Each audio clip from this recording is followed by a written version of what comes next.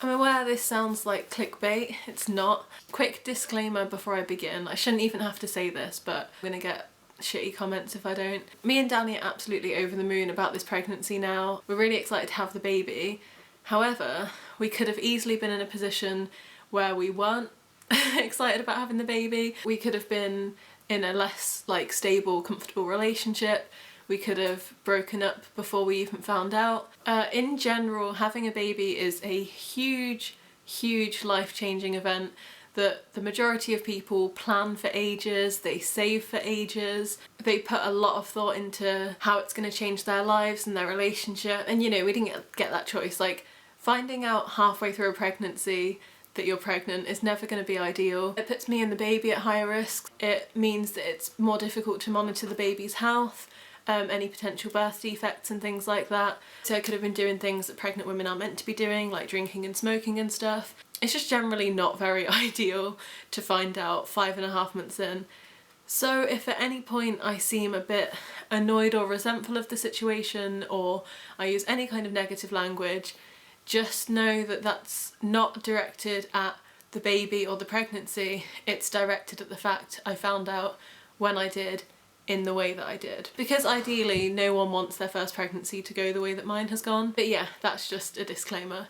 So I'm basically just going to tell the story. I'll start at the beginning. So I had my last period in May, like mid to end of May. So my first missed period was in June. So it was quite quick that I took my first pregnancy test actually. I think I was only like 2 days late on my June period, and I bought 2 home pregnancy tests. I took one, it was negative, and then about a week later my period still hadn't come, so I took the other one, that was also negative. It's worth mentioning that from the end of June till the beginning of August, for about 6 weeks, I moved home because, like back to Nottingham to my parents' house, because that's where my summer job was. So I was away from Danny for like the whole first trimester, which is like the really horrible part. From the beginning of July I started getting morning sickness, and I knew it was morning sickness. Like I was convinced of it. I was nauseous all the time. I went off loads of different types of food, and anyone that knows me knows that I'll just eat pretty much anything, as long as it's vegetarian or at the time vegan. Yeah, I'd just gone off loads of food. I felt sick a lot. I was never actually physically sick, but I was experiencing this nausea, and I'd never experienced that before, and I was just convinced that that's what it was.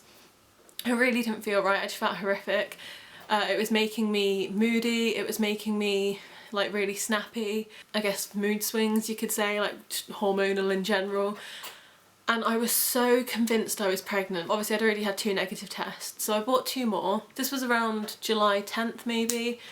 I bought 2 more tests. The first one didn't work, and I didn't realise it didn't work. I thought it was negative, but it just didn't work.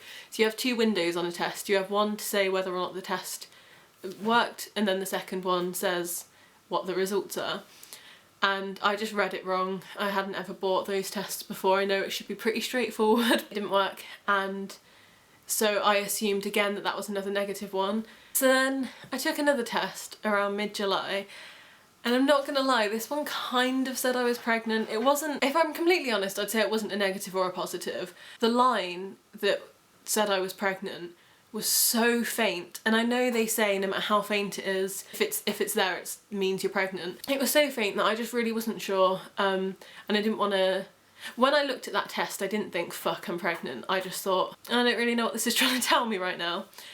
So I booked a doctor's appointment for a few days later. Danny drove to Nottingham to come with me.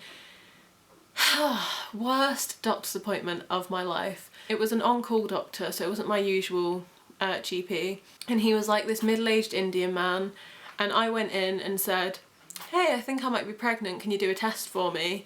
And just straight away I could see like the judgment in his eyes. Like, he didn't want to have any kind of conversation with me about how I might be pregnant, what my symptoms might be, anything like that. He just got the test out, did the urine sample, and then he said the results were negative.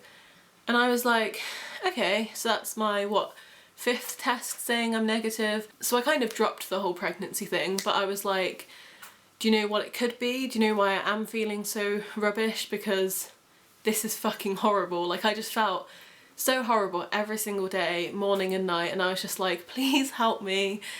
And he just wasn't interested in helping me. He was just like, oh, it sounds like it might be a virus, like ushering me out of his office. Oh yeah, no, the worst part. So he prescribed me the pill without talking to me about it. If you go to the doctor about contraception, they're meant to have a chat with you about it.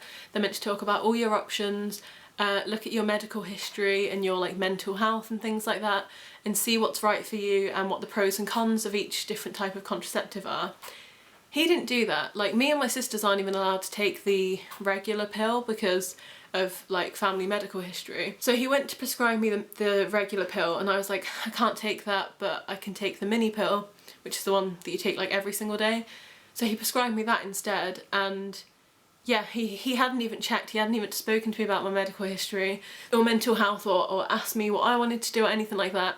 Just prescribed me the pill. Luckily I didn't start taking the pill that he prescribed me because I was waiting for my period to come back before I started taking a pill that was gonna like mess up my whole menstrual cycle and stuff like that. So yeah, that was mid-July, and I'd say it was from that point that I kind of stopped focusing on the fact that I wasn't getting a period, because around that time I started getting other symptoms, but they weren't pregnancy symptoms. They were like basically really achy muscles and bones and like ligaments. Like my whole body was just really achy.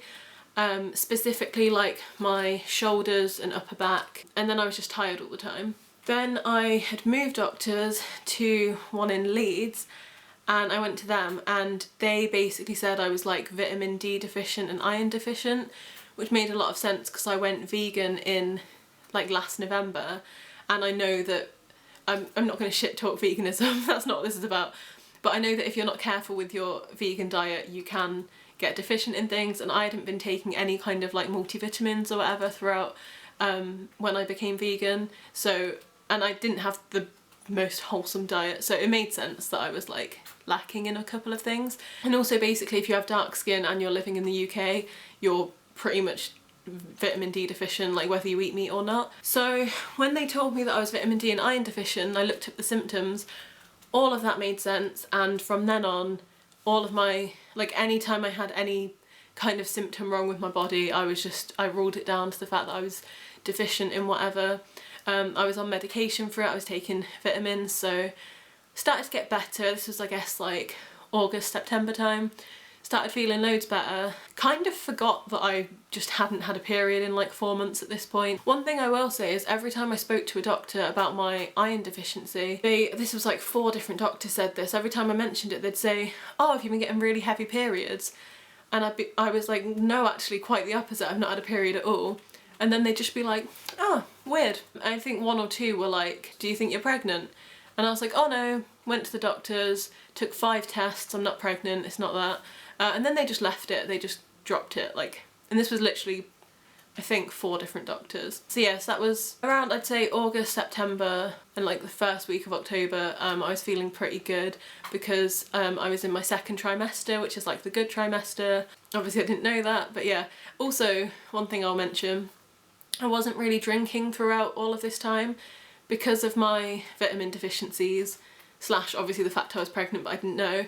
Because my body was feeling so shit, it was reacting really badly to alcohol, so I just didn't drink, thank God, for pretty much my whole pregnancy. Even in August I turned 21, didn't drink any, well I had like half a glass of Prosecco, so I'm really glad about that. Like I'm so grateful that I was actually feeling so shit that I stopped drinking, because as most of you know, I used to drink like a ridiculous amount. I mean, I'm at uni, it's kind of the norm to do that, I guess. So then we reach, let me just check this is still recording. Yeah, good. So then we reach October, mid-October, it's Danny's birthday.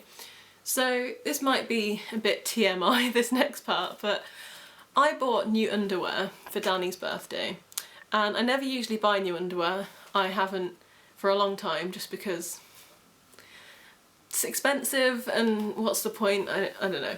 Obviously I didn't realise, but my boobs had been growing quite a lot because I was pregnant, and I just bought my normal size bra, but it meant it was a bit too small for me. His birthday week, we were in a hotel in Sheffield, and in the middle of the night I remembered waking up and like my top being wet where my nipples were, and then so in the morning I woke up and I remembered that, And I was like, did that actually happen, or was that just in my dream? Like, what? Like, that was just a weird thing to have like remembered. So I mentioned it to Danny and he was like, that's weird. Bloody hell. Oh, heartburn. Oh God. Ugh. For fuck's sake. Yeah, so we checked my top and yeah, my nipples had been leaking during the night and we were really confused and we googled it, and the top like reason for this on every single page that we looked at was obviously you're pregnant and your boobs are getting ready for breastfeeding. And I was like, well obviously it's not that, so what else could it be? And there are a bunch of really scary things it could have been, like different types of cancers and things like that. But then there were two things. One was nipple stimulation during sex, and one was you've bought new underwear and it's chafing your nipples basically. So I wasn't too worried. I really wasn't. Like for a second I was, but then I was like, that makes perfect sense. Like it's literally happened the week I've bought new underwear that's a bit too small for me. And even though like it didn't hurt or anything, I was like, that's probably what it is. I had a doctor's appointment scheduled 2 days later and it happened every night after that. So it happened for 3 nights in a row.